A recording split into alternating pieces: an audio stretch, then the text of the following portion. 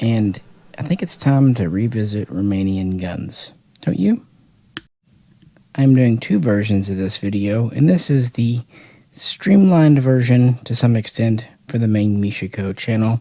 For a longer, uncut, more rambly version with more asides and story times, it's over on the Misha's AK World channel.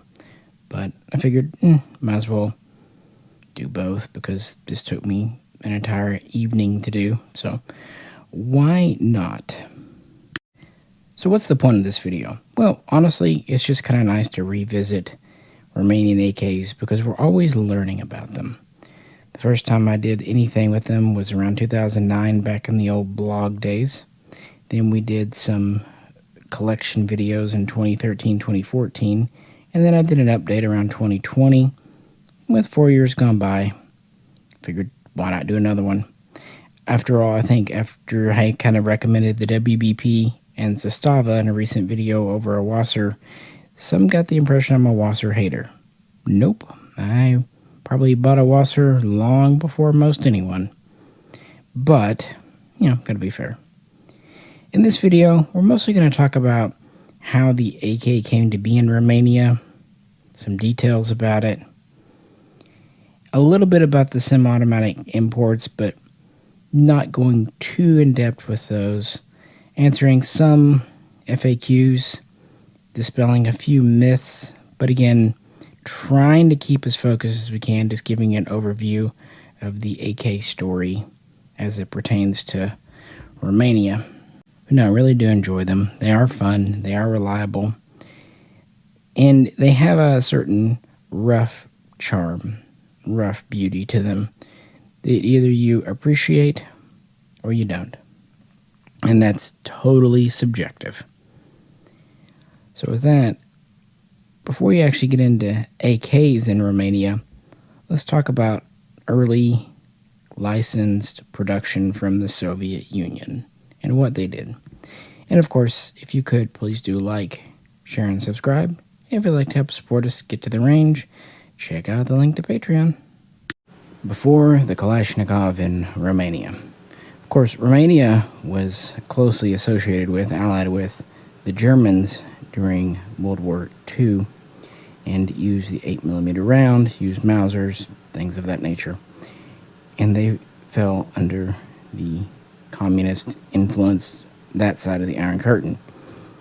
And, of course, the Soviet Union would do a technology transfer eventually, and they would produce at the Kuger or Kugier or Koger. I've heard people say it every way.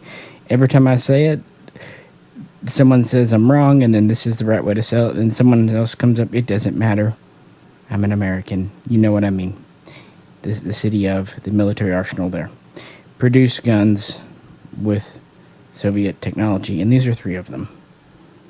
So they made the M53, the M56, the TTC, but not the AK. But the AK did serve in Romania.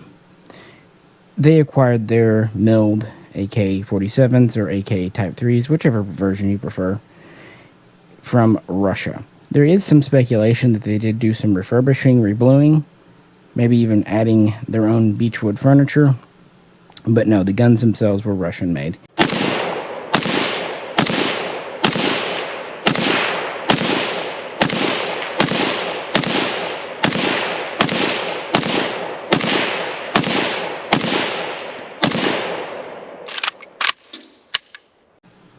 But when the AKM was released in 1959, at this point, now Romania is wanting to build their own.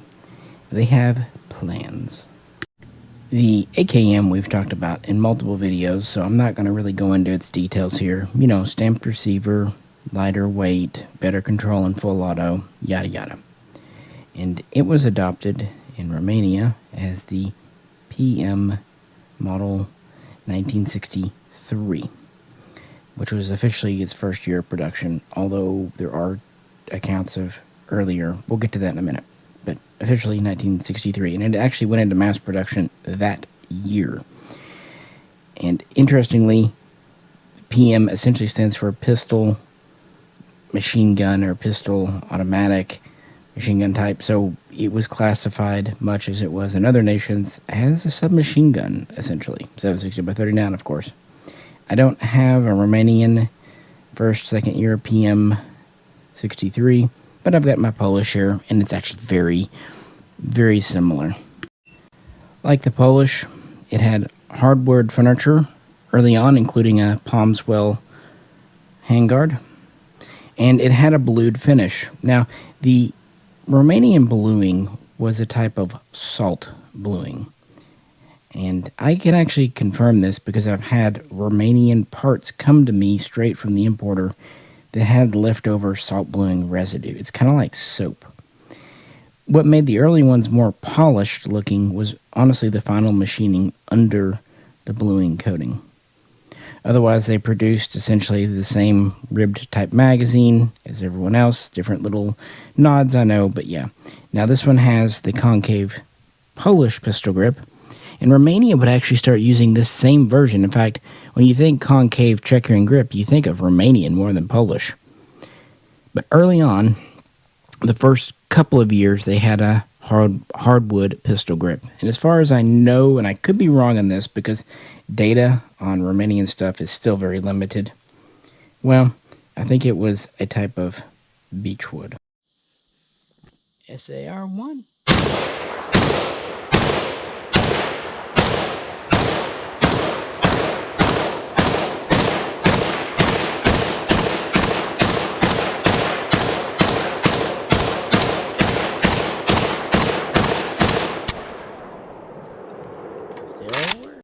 And now on to the main event.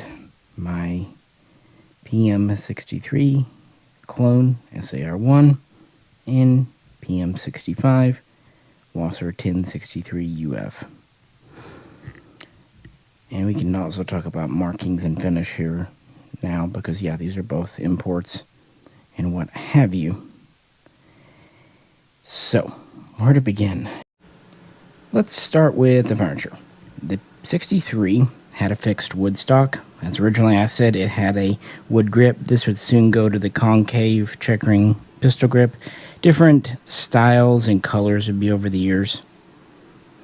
And the bluing would get more matte. This actually has original, as far as I can tell, blued top cover and bolt group in it. But the iconic dong wasn't there from the get-go. Like I said, they originally were palm swells. But around 66 or so, maybe 65 late on, the dong appeared, especially for domestic consumption. But the palm swell would continue being produced for export and for certain units within Romania, for example, the Navy/Marines that still preferred the more horizontal handguard for their needs. You know, the benefit to this, it allows for really better control and recoil, but it also does make magazine insertion and removal a little trickier. Once you get used to it, it's not too bad. And originally, they all had the muzzle nut, 14mm threads, standard bayo lug, but later on they would go to the slant brake and other little changes. And originally they just had the fixed wood stock.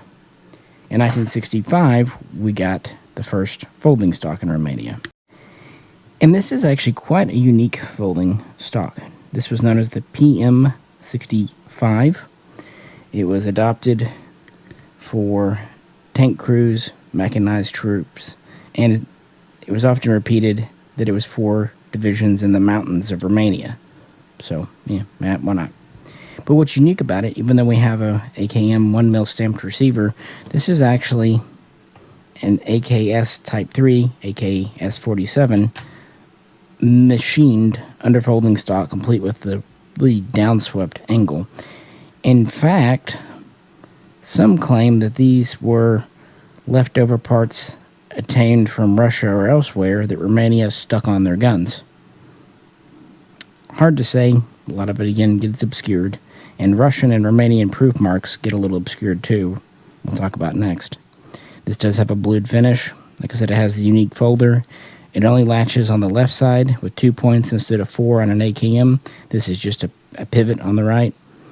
And the very first ones had the palm swell handguard because it took them a little while to develop the reverse dong here. But by 67, 68, it was in use as well. And here it is folded up.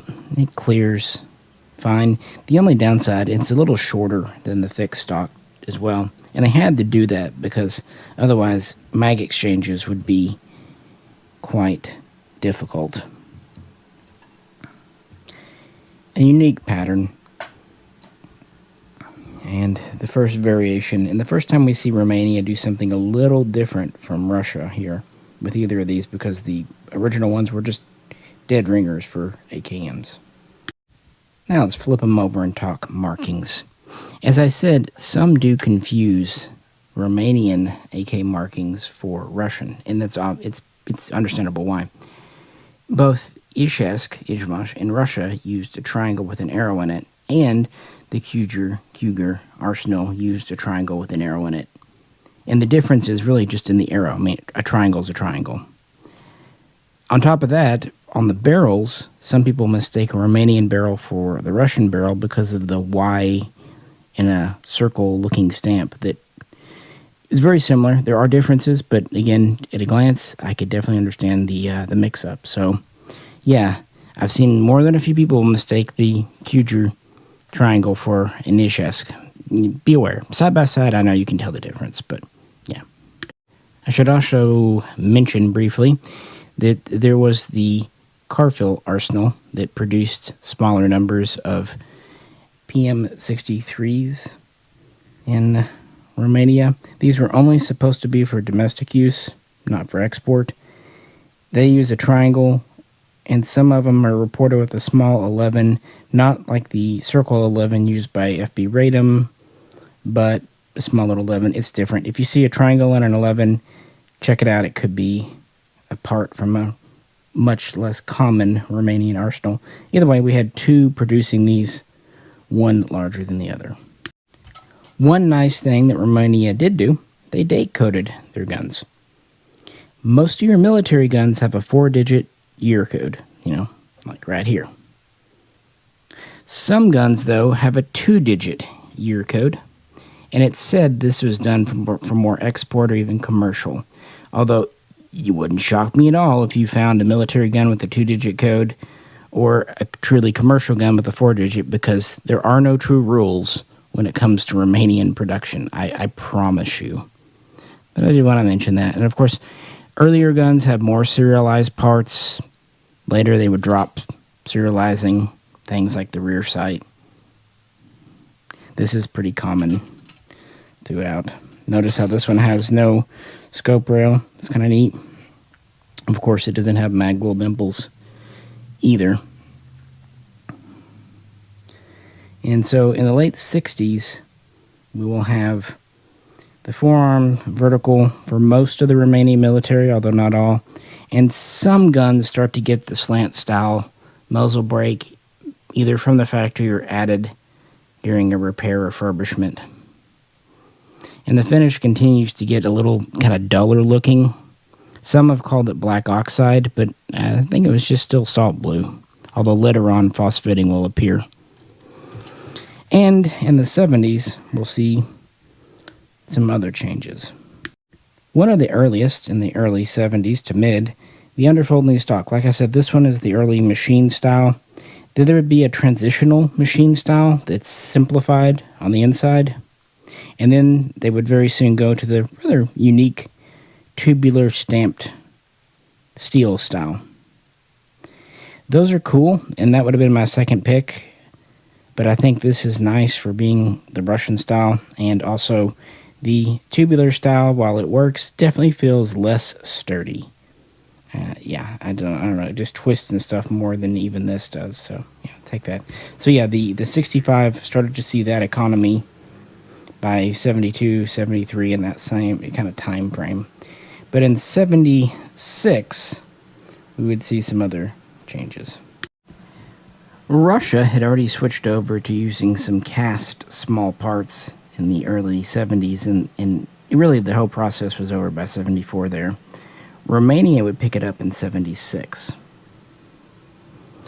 We see the gas block go from a machined part to a cast part. And some say that the chrome plating in the gas block, not the barrel, but the gas block, went away. These always had chrome-plated cold hammer forged barrels. The front sight base, which was the early machine style without really any lightning cuts, would transition to a lightning cut style, but eventually it would become a cast unit as well. And we'll see a cast rear trunnion appear, and you'll see the top cover changing over time, going from the kind of the smooth side to the side with the lip. Of course, this one has the lipped rear piece. Little changes like that. Most of these occurred between 76 and 80, although some might be from later on as the PA86 was adopted. I think that's about the time phosphating at least crept in for some small parts too. And I should mention that Romania was absolutely not against using blued and phosphate parts together, especially on a reworked, refurbed gun. The 1mm receiver would stay the same. You know, mags and all that would stay mostly the same. Just cost-cutting measures. It's also said that in 1980 they took another step down, trying to speed up quality, so guns made after 80 can have rougher final machining on things like the barrel. Sometimes the stampings for the serial numbers aren't perfectly straight and aligned.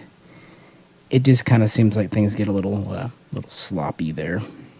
AES-10B, first mag.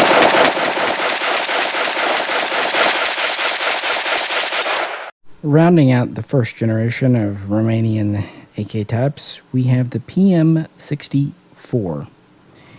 And you would think PM would stand for the same thing, but it doesn't. The first would be pistol, Mitiera, and this one would be Puska. One means pistol, submachine gun implied. One means light, Sveld, implying light machine gun. Yes, this is an RPK. I just want to interject here. I know I kind of didn't speak correctly. I said Puska in light machine gun, which is really what it does imply, but technically it is rifle machine gun versus pistol machine gun. Yeah, you get it, I hope. But again, I apologize. Upon kind of listening back to what I said earlier, I was unclear. So, oops.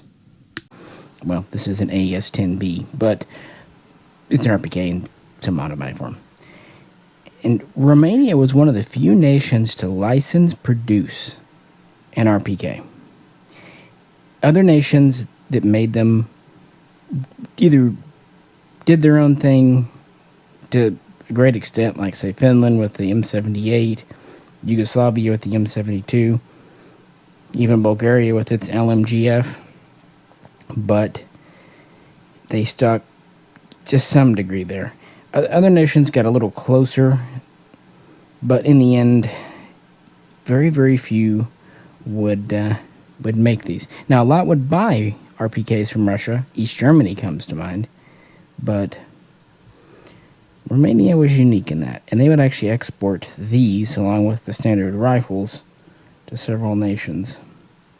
So, you know about RPKs. 1.5mm stamped receiver, bulge trunnion, heavy walled chrome line called hammer forged 23¼ barrel. The early ones would have a muzzle nut. It just has a slant brake on it from the importer. In fact, I think the only nation that routinely used slant brakes on their RPKs was actually East Germany again.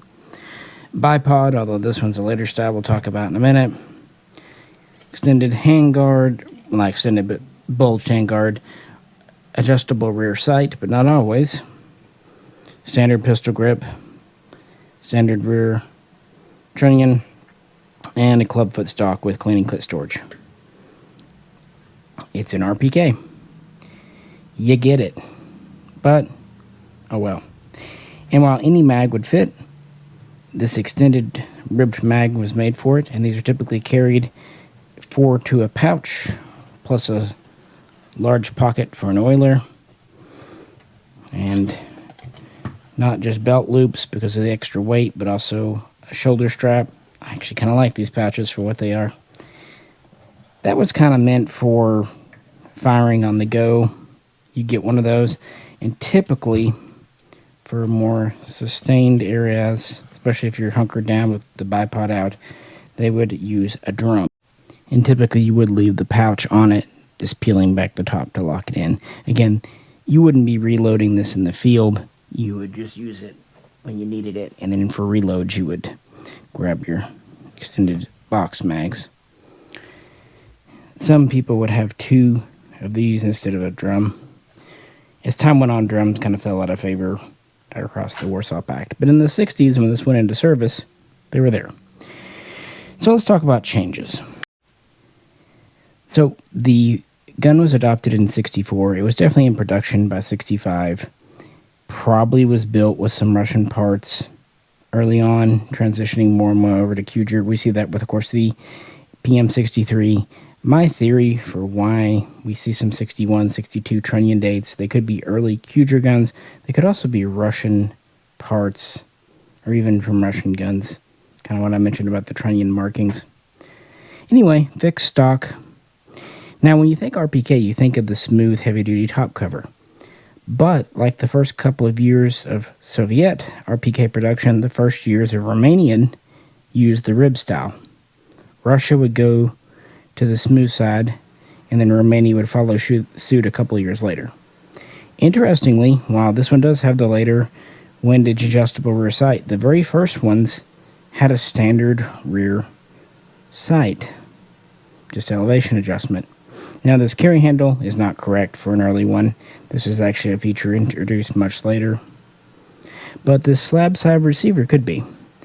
Again, like with early Molots, the early PM64s had dimples for the magwell.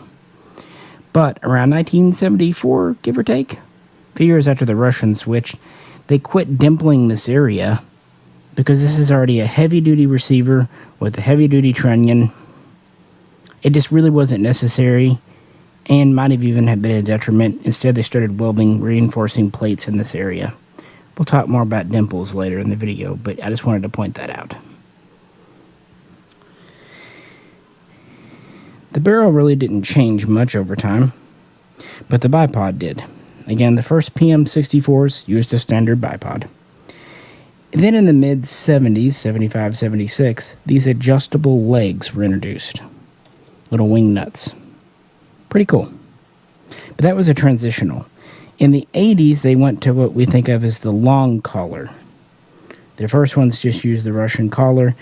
In the 80s, they went to this long collar that has this double-headed nut that makes this actually detachable. Pretty neat. So we see some innovation there, and it would be in the 80s when the carry handle appears on at least some guns, as do different sets of furniture, but I'm getting ahead of myself. The PM63 and PM65 gave infantry range, distance, maneuverability. The PM64 gave increased range, suppression fire, automatic walking fire for offense. But what if you needed to reach out further? It's interesting because while, yes, the Soviet Union had produced the SVD, its own design, and it was purchased by several nations, Romania, Kuger really, innovated the large AK concept with this rifle here. The PSL model 1974 with usually just being called the PSL, P being Pushka again for rifle, semi-automatic, scoped. And while this was definitely built based on the PM64 RPK, this is chambered for 7.62 by 54 rim versus 7.62 by 39. And it's really a designated marksman. It's not a sniper gun, but it was easy enough to train soldiers on and fast enough to produce economically that they were able to give one per squad, and export these to a lot of nations, including African and Middle Eastern. Just one of the guns I really enjoy. And it really can be traced back to 1968. Up until that point, Romania and Russia were doing pretty well, but things were a-changing.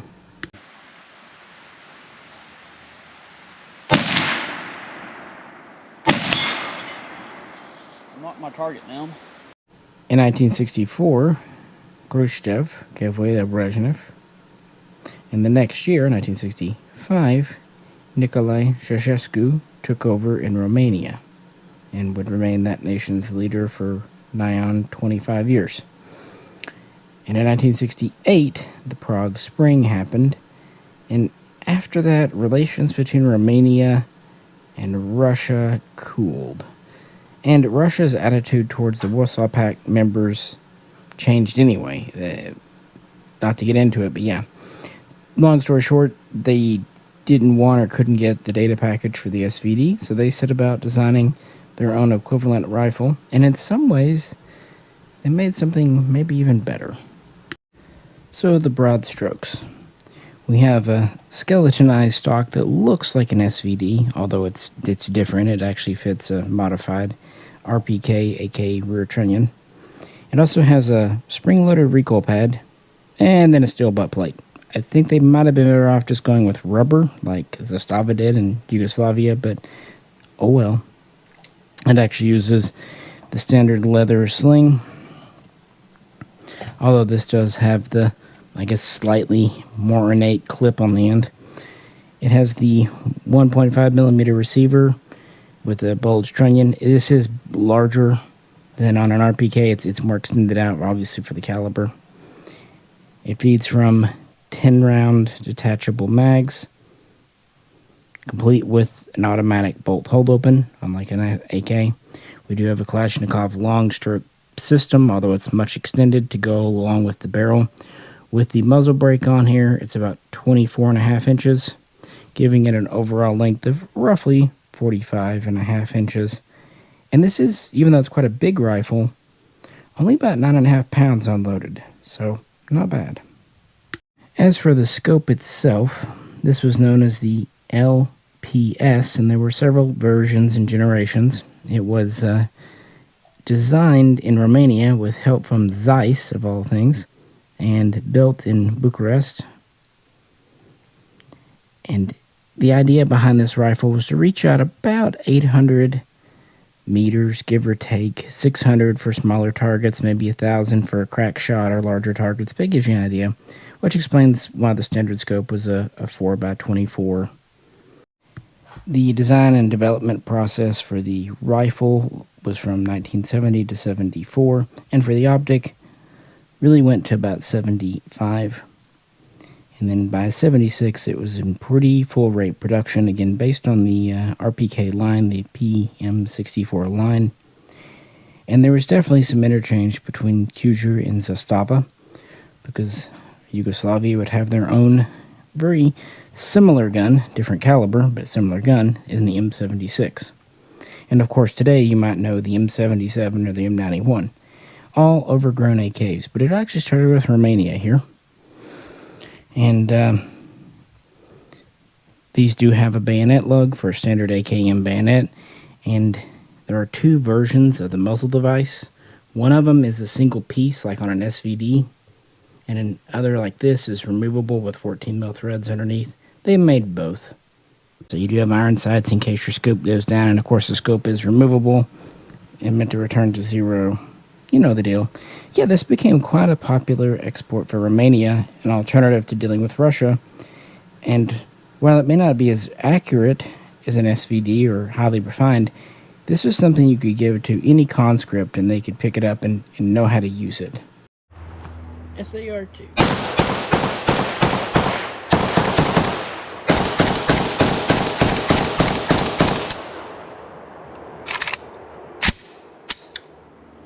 Never Old fails. faithful. Indeed. We move into the 80s with the PA86, the Pushka Automatic 1986. So we're finally dropping the old PM designator and just calling this essentially an assault rifle, an automatic rifle if you prefer. And Romania is unique in that it's one of a handful of nations to not only adopt 5.45 by 39, but to make their own rifle system for it. Poland is another. The cartridge just was not as successful because, newsflash, the Cold War was kind of rounding up, wiping up, and yeah, it just didn't become an international success like 5.56 did, or even 7.62 by 39 before it. But yeah, this is the Romanian effort, or rather my SAR2 converted over to it as best I could. And the story here kind of goes back to the earlier 80s and good old Nicolae Ceausescu's insecurities. Fearing a revolt, a coup, an uprising, he actually laid off, rather forcefully, much of the workforce at Kuger and the Carfield arsenals. That was around 83. Well, rather his, I think, brother or brother-in-law did. Either way, when they got the workers back, guess what? Most of them that were returning weren't exactly thrilled. Many weren't there, and so they had new workers. And so quality wasn't great for a while, and people weren't really happy. They wanted to go to the new cartridge, but they didn't want to pay Russia for the rights to produce the AK74. Germany, East Germany, the GDR, the DDR, already had gone through a huge headache. So what they did, they turned to their PM63 series and basically just turned the AKM into a rifle able to fire 5.45 by 30. So the front trunnion was modified from the AKM, the rear trunnion was virtually the same, and the magazines were actually scaled down steel from the AKM just for 5.45. I've seen some places say that this is an exact copy of the MPI KM-72. Not really. It's definitely inspired by it, but it's, for one thing, internally simplified. It doesn't have the bracket that goes around the pistol grip nut. It's also offset a bit, and it has a push button checkered back here as opposed to the lever that you push down. But Romania wanted to go to a standard receiver and trunnion set with the new version. They really didn't like the fact that the PM63 and PM65 required their own production lines and you couldn't go back and forth. In reality, pretty much all the PA86s that they used were the folders, but since this is a standard rear trunnion, you could put a fixed stock on if needs be. To go along with it, they gave it an upswept charging handle, cocking handle here, so you can easily clear the stock. And the selector. Now, of course, this is a semi-auto, but the military version had a four-way selector. Safe, single shot, automatic, and then 3-round burst at the bottom. Now, to let that go, they actually shaved down the stop here a bit. That's actually one of the things that isn't totally accurate about converting an SAR2. This should be a little bit shorter. A few of the early imports had it, but it's pretty uncommon. And what's kind of neat about the 3-round burst that they put in the PA86, it reset every time you let go of the trigger. So you didn't have that issue of having 1 or 2 shots left over like you see with the M16A2. So a 4-way selector. Now the Polish Tanto also had a 4-way selector, but their solution was different. They actually used a very similar stock to this, but more of an East German style. On the Polish gun, this is just a safety. On the other side, that's where Poland had its fire mode selector. So it's a different approach. The benefit of the Romanian style, they could have a scope rail here, and this would become more of a standard feature with the 86 series than it had been before. Standard iron sights, standard top cover. And then moving forward to the barrel, while it is roughly still a 16.25 inch cold hammer forged chrome lined, you can tell the later production of this because of the lathe marks on the barrel. It went to a new 22mm, pretty unique just to this gun, muzzle device. And because the bayonet lug is here and this is a little longer, it actually gets the dimensions a little different compared to a Russian or Bulgarian. And there would be an accessory lug here. I didn't bother trying to restore it. That would have been used for, you know, whatever. It was just kind of there as an afterthought, frankly, although later on they would use it for mounting a light or a laser. And then we come to the furniture. Well, besides the stock, that is. The pistol grip is pretty standard Romanian, concave checkering, although by this point they tend to be of the more reddish or orangish color versus brown. As for the handguard, the upper is a new bakelite material, AG4, and the lower started off that way, but it was very quickly getting broken, so they reverted back to laminated wood.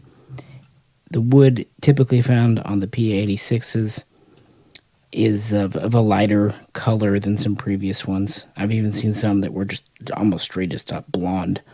This kind of depends. So you have kind of a interesting mix of a metal stock, a couple of bakelite pieces, and then a vertical. Also, the foregrip on this is a little different shape compared to the PM63's dong. Just little differences. But this was standard. And to go along with the new PA86 rifle, they would eventually adopt a light machine gun, often called an RPK 74. Again, it's really a scaled down version of the PM64, and we don't have any of those in America. Even parts kits are extremely rare. Maybe one day, but not today. However, this version here is a late production PM64, mine, often called the Paratrooper. It has the smooth top cover, standard rear sight, proper adjustables. I actually keep a bird cage on it just for fun. The 545 version usually has a bird cage. And this is the type with the same folding stock push button and dong forearm. Also, with the 545 version around this era, this is when the carry handle becomes more of a common update feature. I mean, it does save some being folded, about 8 inches. That's the benefit, plus you have a standard rear trunnion. The downside is you do have this block hanging off the back, adding nearly 2 inches that a traditional underfolder or left folder would not have. So with the success of the PA86 and looking to kind of simplify production and make things better and kind of refresh the line, that PM63 was looking a little long in the tooth. They decided to give it a little bit of an update and a new name, because as we all know, you know, it's all in the name. And that became increasingly popular throughout the 90s. Go back and look how many things had the name 2K or 2000 or whatever on them at the time. They were just a little ahead of the curve. So they basically took this and made Wiser 10.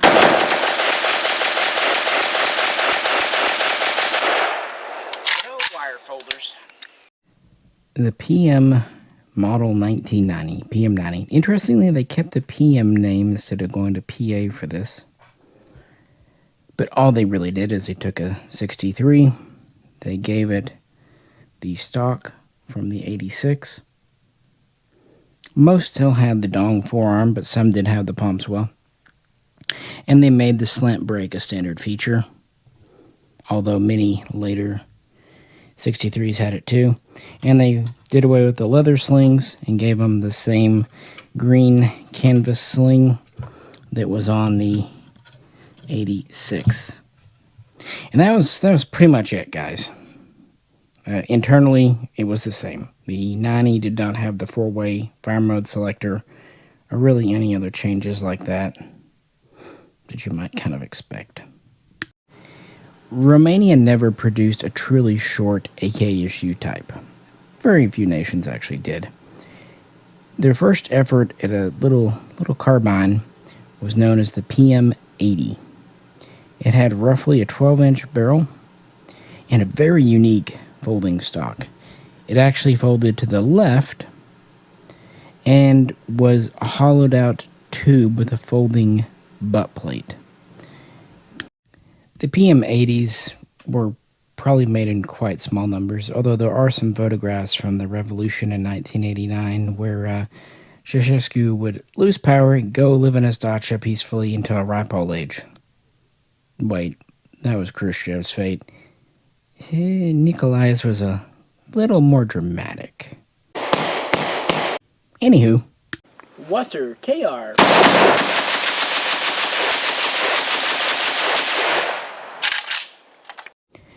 After the success of the PA86 and of course the PM90 rifle and kind of following on development from the PA80, we do get the PM90 short rifle here. 7.62x39. And interestingly, these have the folding stock some of the time, but not always. Now this has the lever style, which is often said to be for export guns versus the, button style, but hey. But not all have the stock. Some actually have been seen as pistols with literally a sling swivel in the back.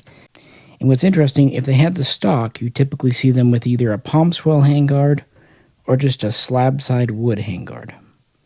But if they had the pistol style, so no stock, then they had the dong style vertical handguard.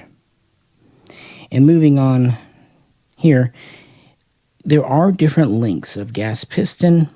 They're all shorter than standard, but it fluctuates a little bit, as does the length of the gas tube, and as does the barrel length. It seems to go from a little over 12 to around 12 and a half, maybe a little more. Now, of course, this one, being a Wasser 1063 KR, has this extension put on, but the military guns could have a couple of options. They still had 14x1 left-hand threads. Here's another flash hider. That was definitely one option. These are actually scaled up for 7.62, so it's not a 5.45. But a lot of them you see actually have a muzzle nut there, especially the pistol version. And I'm absolutely sure many also had the slant brake. So, whereas your standard Romanian rear sight would be 1,000 meters, the one for the short version would be 500 meters. So, the PM90 Skirta was under 32 inches with the stock deployed, and under 24, so under 2 foot with it folded. Again, if this wasn't here, you could see how reasonably compact it was. It was compact without having a super high rate of fire. 12 inches gave enough accuracy with 7.62x39, and they could use a lot of common standard parts, although not as common as the later AK102, 104, 105 would make it, since they had the standard length gas system, but more so than, say an AKSU. They would, of course, do a version of the PA86 with the short 12-inch give-or-take barrel in 5.45. The best name I've been able to find for it, designation, is the PM94, and it's pretty much exactly what you'd expect. Birdcage flash hider, different forearms, depending on what you need it for, I guess.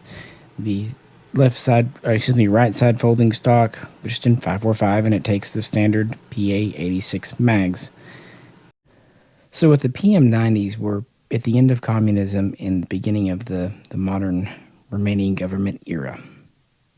And that's pretty much the conclusion of the Kalashnikov types that the Romanian armed forces used. But we do have one more we might as well talk about that was designed more or less as an export product because Kuger needed money. And I have now nicknamed this gun Snatch.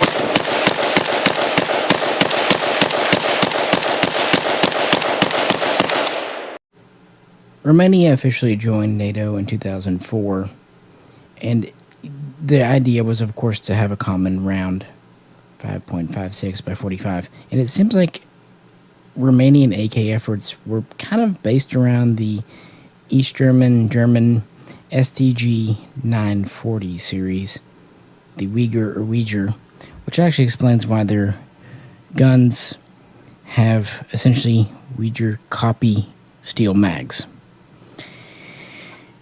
Early on, the name PM97 was bandied about. Then there was a gun from the prototype known as the PA2000. There have been several prototypes and things shown off, including some that clearly took some inspiration from the Polish WZ-96 Beryl. None of them really gained traction, especially, again, like I said, with the Romanian government. Why? I don't know for sure, but I have a feeling it's that they just wanted to move past the Kalashnikov, maybe too little, too late, that kind of thing. But of course, we've had some automatics in America based on this from really almost the beginning. The SAR-3 was an early contender. Then we got the Wasser-3. Despite Kudra's best efforts, their 5.56 AKs just fell flat. And I'm not going to say they didn't sell select fires to anyone, but it wasn't a major thing. And even the ones in America, the Wasser-3s were imported in small numbers. The SAR-3 was probably less successful than the SAR-1 for sure. Last mag with the SAR-1 at dark, no flash hider.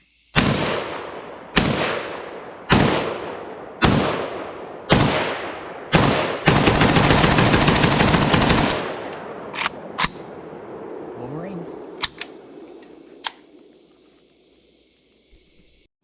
Alrighty. Again, I do have a longer version over on the AK World channel. I'm still going to be posting all the new content here, but over there it's just going to be AK stuff. Now there will be a few special videos over on AK World, just, things that are a little too pedantic for Mishaco, plus things I don't want to bog the channel down with, but, it's an experiment. If you haven't checked it out, I'd appreciate it if you would. With that, if you could also like, share, and subscribe, you know the deal. That'd be great. This is Misha. Catch you very soon. Next time.